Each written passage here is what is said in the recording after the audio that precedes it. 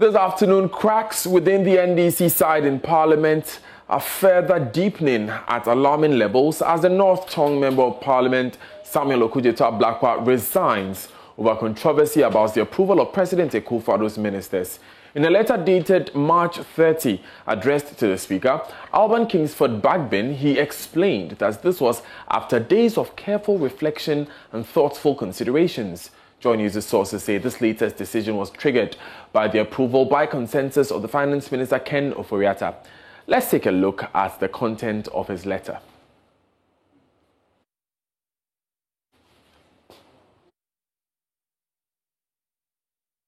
Resignation from the Appointments Committee, I humbly present for considerable felicitations, pardon me. He says that this is to formally convey my decision to discontinue my membership of the Appointments Committee after days of careful reflection and thoughtful consideration.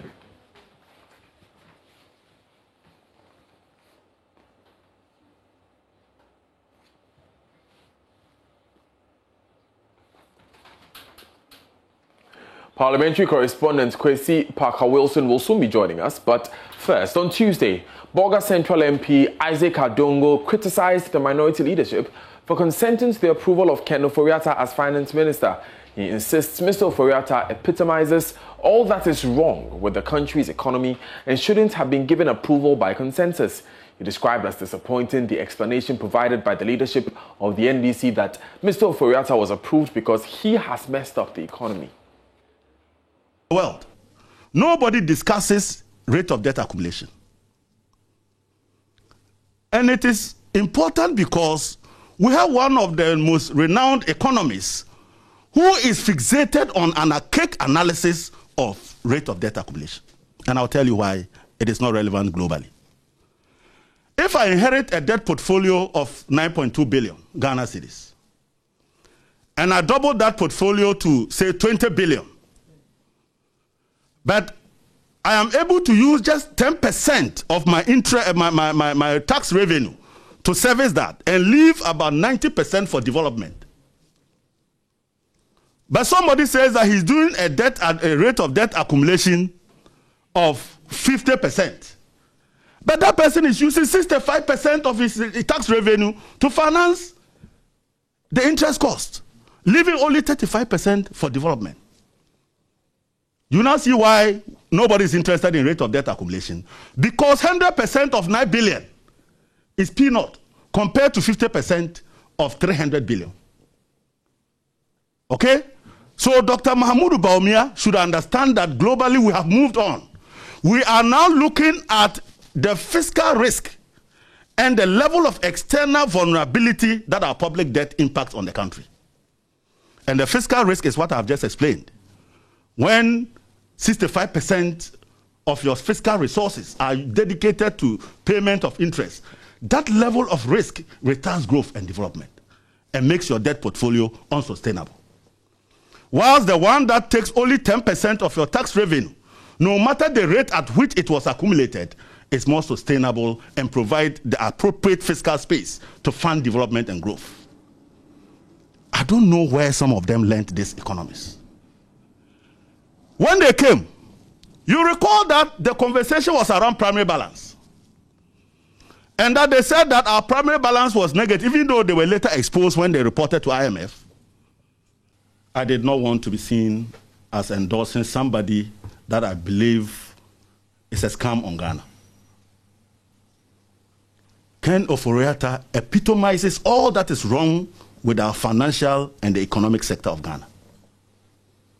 And I'm the last person to endorse such a move. And that is why I wanted the records to show that I'm absent. So I did not even go there to sign. If there's anybody who will put his life on the line to get Ken Ofori-Atta not to be a minister for finance, you can wake me up any day. But it's a collective decision. I disagree with the decision, but I respect the view. Because the international investor was of the view that with the IMF and us consistently applying the zero financing of the budget, We will continue along those lines. And that even if we were to suspend that, we will go to the Bank of Ghana Act that says you can only take 5% of your total revenue that you have generated. I don't see how 5% of 55 billion will give you 22 billion. Dr. Adek's mathematics. And you are now standing there asking investors to give you more money. When you can print money, why do you want them to give you money? When you are not willing to obey your own laws and to be committed to the promises we make to international investors, that we will be very prudent in making sure that we don't go back to the return of monetary dominance over fiscal policy. Now, Dr. Rashid Draman is the Executive Director for the Africa Center for Parliamentary Affairs, ACEPA. He joins us via Zoom. Dr. Draman, thanks for joining us. First of all, how does this change the way the Appointments Committee will work going forward?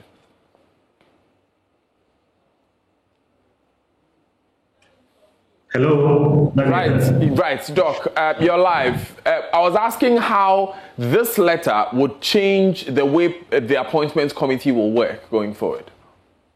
This is quite disturbing, Daniel. You know, we are reliving the situation that we saw 4 years ago.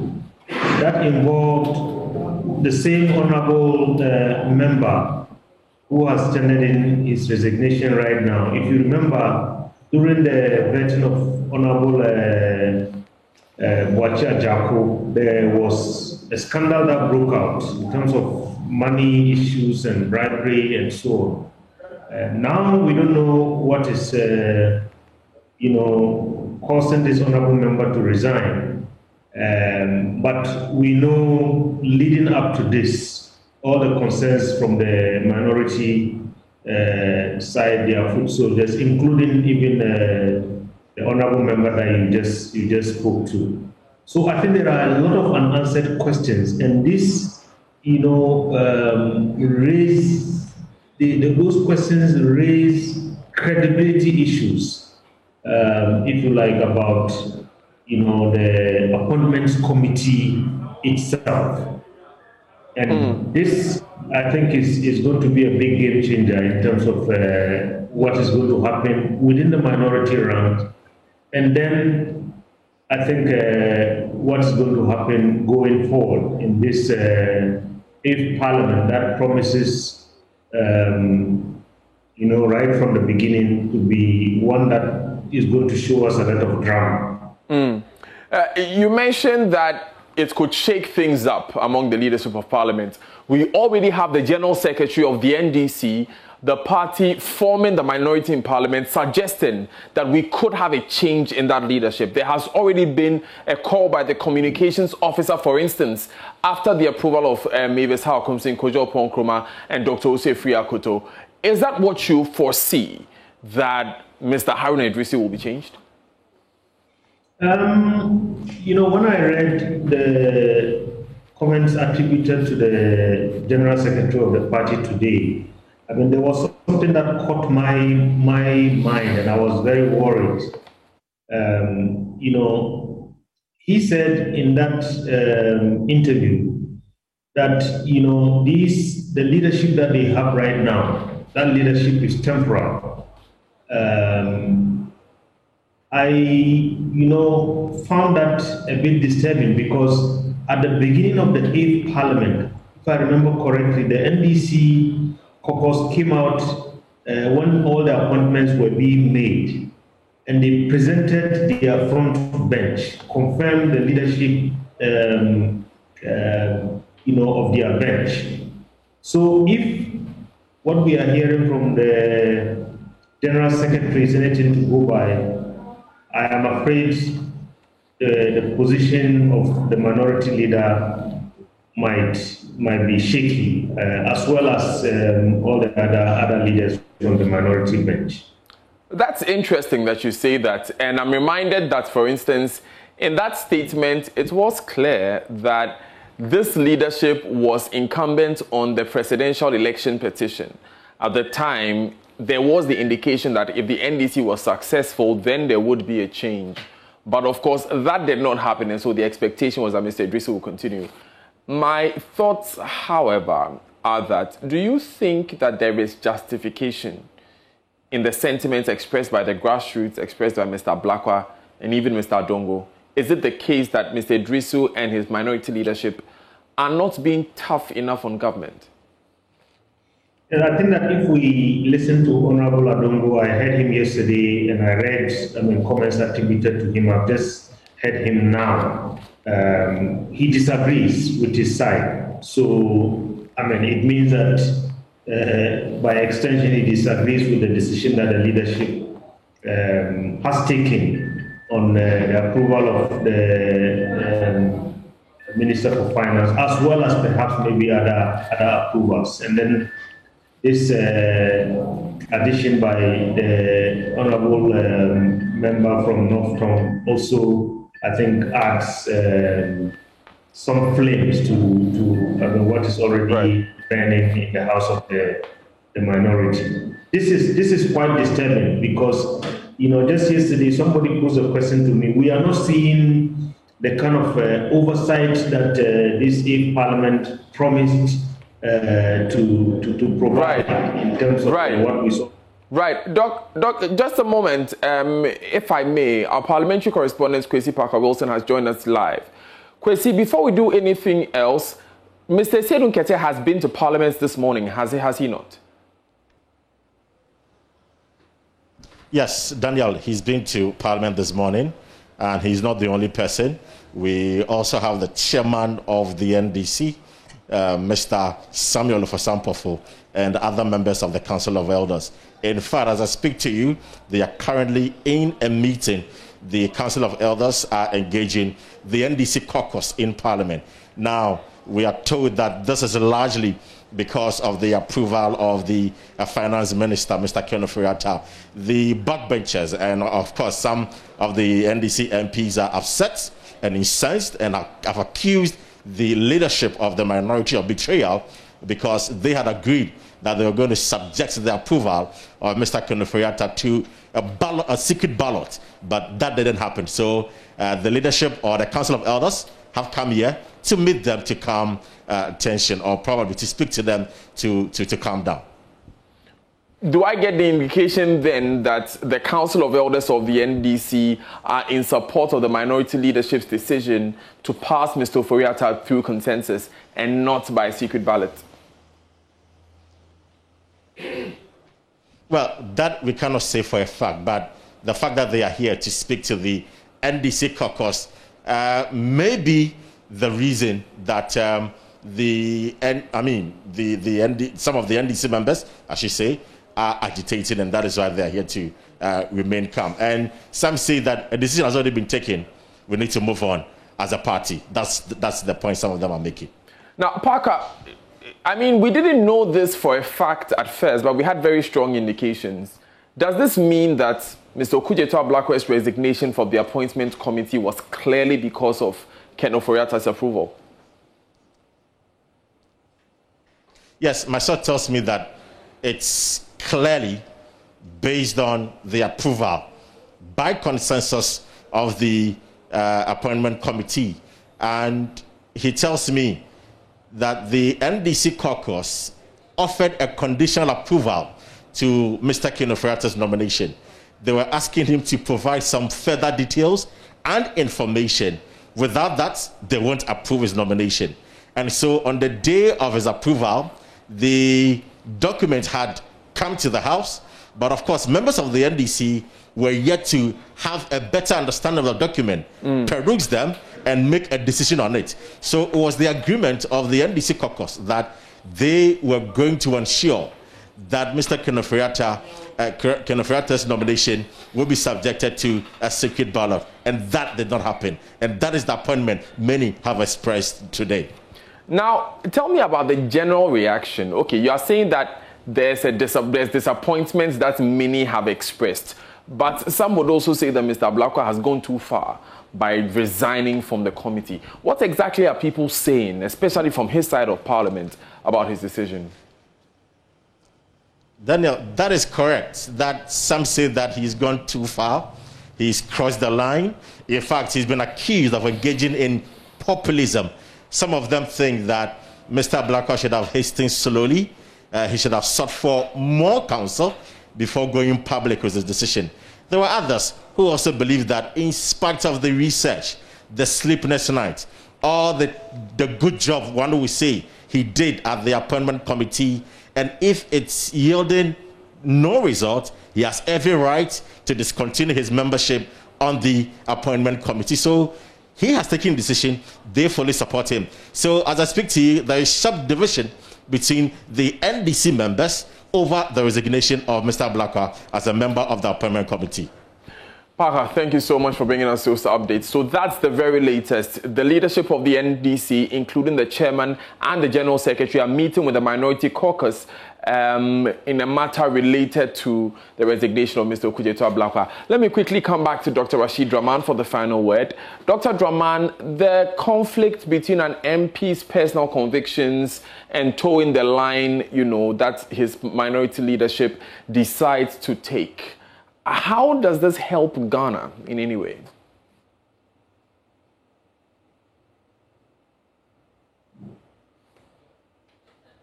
Hello, I didn't hear the question. The line was breaking. I was asking how this entire brouhaha benefits the average citizen in the end. It looks like, a palace spat, a palace coup. I don't want to use that expression, but it looks like there's a disagreement in the House between the NDC members. Yes, indeed. And for me, I think the way this affects all of us, ordinary citizens, is that, look, I think we are beginning to see, if you like, a surge in party influence in terms of how our members of parliament should behave, our members of parliament should make decisions. And this is becoming very, very disturbing because generally members of parliament are seen as trustees with some level of independence to go into the House once elected, to take decisions that are more in the interest of the country, more in the interest of the citizenry, rather than just the interest of the party. Now, many would say, a lot of the NDC members, have broken ranks with their side to vote with the MPP to approve some of these nominees. But those same people are forgetting that on the night of January 6 leading to January 7, they celebrated when, they had some people from the MPP side broke the ranks of their party to join them and independently think that they have to vote for the Right Honorable Speaker Alban Bakwet.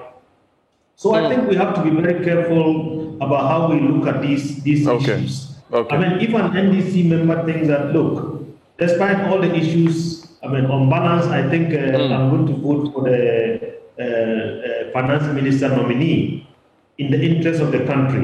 I don't think that they should be punished for doing that. Dr. Rashid Draman, thank you very much for joining us on this bulletin.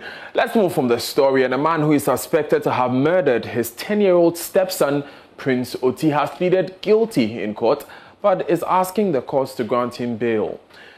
Kweku Ajimai, 35, says the bail is to allow him to treat burns sustained in the process. The fire which killed the stepson injured the maternal sibling of the deceased, Princess Oti, Iniwa Ajimai, and their mother, Patience Tremanting. The Mampontein District Court, presided over by Magistrate Thomas Bwedi Soyori, remanded the suspects to police custody until the 21st of April, after the police pleaded for more time to conclude investigations. My colleague, Nana Aljima, joins us on the phone with more. Nana, tell us the charges, and Nana is joining us via Zoom, Tell us the charges leveled against the suspect. So the police leveled 3 different charges against the suspect, Kweku Ajimai, and they include arson, murder, and also causing harm to some victims of the incident. But the police pleaded with the court to give them more time to conclude investigations, and after that they can properly prosecute the suspect. But as the court and the police went about the deliberations, the suspect jumped in and told the court that he has something to say. The court allowed him to speak, and according to him, he is pleading guilty to all the counts that the police has leveled against him. But since he is not well, in the incident, he also sustained some injuries. He wants the police and the court to grant him bail to go back, treat himself, and when he's well, he comes back to court for the court to pass judgment on the case. Did he come with a doctor to show that he was that severely ill? And from where you stood, Nana, did he seem severely injured? He didn't come with any doctor or any proof that he is very ill and the court should give him time. But as he came in, he couldn't walk. So some two men had to lift him from the police station to the court. The police station and the court are about 50 meters apart. So some two men lifted him to the court. And when the court offered him seat, he couldn't sit. He rather preferred sitting on the ground.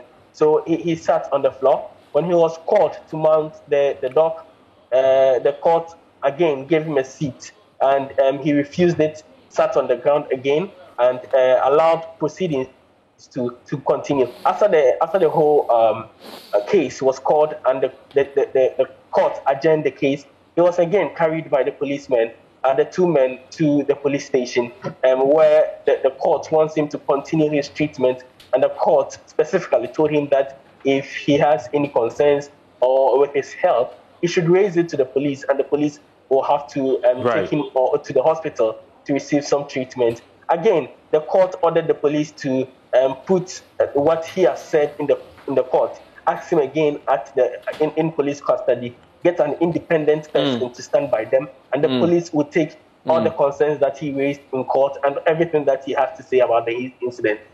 But Nana, some of the victims are in hospital, right? How are they doing? So one young girl who is a twin to the deceased is still in the hospital. She is recovering, but the family is reeling under huge medical bills. They are asking for help from all parties, all Ghanaians who feel that they are in the power to help them financially to deal with the situation. The mother of this young lady, who was also a victim, is in the house, but she's still unable to walk since both legs have been bandaged and she's in pain. Today she was in court, but the court saw that her situation wasn't too well for her to follow this issue in court. The court asked her to go back home, and whenever the court needs her, they'll call her to avail herself for further investigation, for the matter to continue in court. Now, Jima, thanks so much for joining us there. You're live on Joy News Today with me, Daniel Daze. Later in the bulletin, in our Ghana Month series, we take you to the Ashanti region to explore the significance of the porcupine in the Ashanti culture.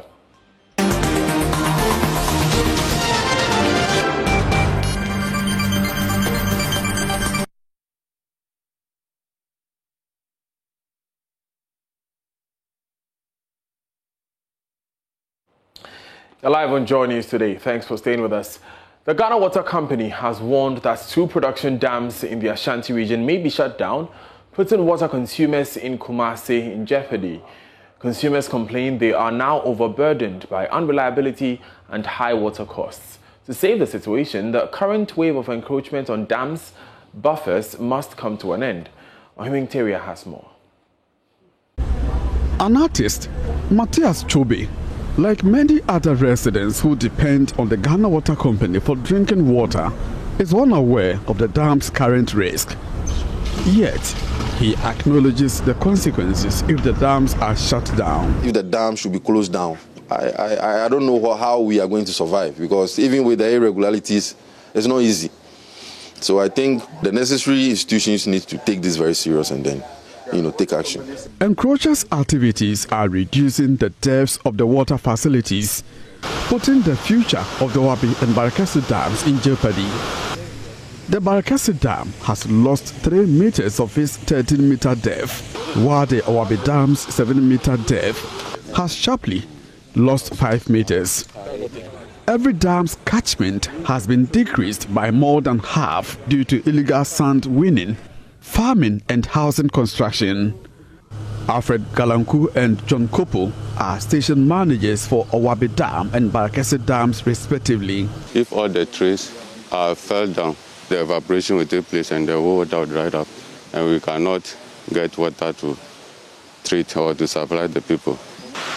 The source of abstraction, we have down, middle and upper abstraction to the treatment site. But due to siltation, the down and the middle have been silted. So we are now using the upper. In future, if the upper to is silt, there will be no water flow to the treatment site. The main activities happening in our catchment that are affecting our operations are illegal farming activities, mainly cocoa farms, sand winning, and felling of trees. And these activities together bring us a lot of challenges in the siltation and then in the pollution of our water. The illegal activities, coupled with other factors, are impacting negatively on water production. Because of high levels of siltation and turbidity in the dams, the Ghana Water Company's treatment cost and time have increased. When we talk about the farming, they use fertilizers and weedicides, and all this increase the chemical composition of our water. Most dangerous is the fertilizers, because the fertilizers that they use, they introduce nutrients into our water. When this happens, it promotes the growth of algae. Algae also increases the color and turbidity of our water, and that is what makes the treatment difficult. This explains why residents like Matthias have to deal with erratic water supply. As an artist, we need water because we normally use acrylic paints, and then acrylic paint we use water to dilute and then do mixes before you can do your work. But as it stands now, there is this irregularity in the flow of water at Maxima Junction, where you can't actually predict when you are going to be having water or not. Another resident, Daniel Chobe, shares a similar opinion. I work with 2M Express as a driver. Sometimes the tap does not flow, to the extent that after a long journey you might even end up sleeping without even bathing, which is very bad. The future of the two dams will remain in jeopardy unless drastic steps are taken to get the situation under.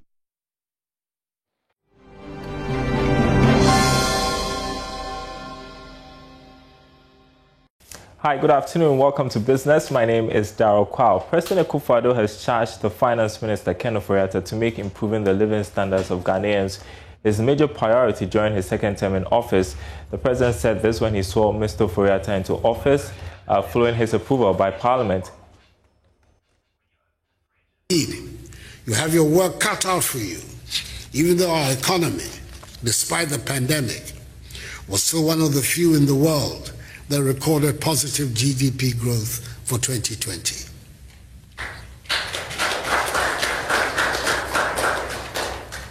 Ultimately, what the people of Ghana are expecting is a visible improvement in their standard of living.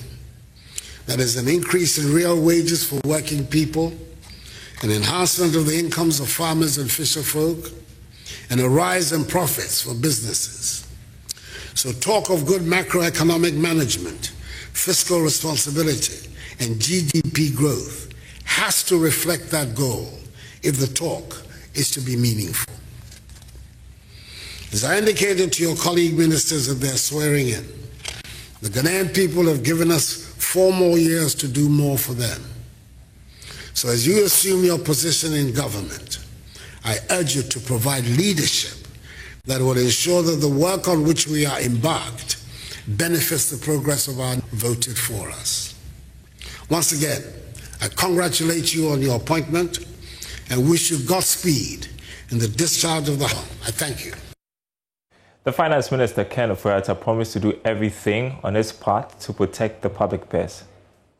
Mr. President, we could not organize labor, CSO, employers, the media and faith-based organizations, to all these stakeholders for their continuing support towards our journey to building a Ghana beyond aid, a prosperous and self-confident Ghana in charge of her economic destiny.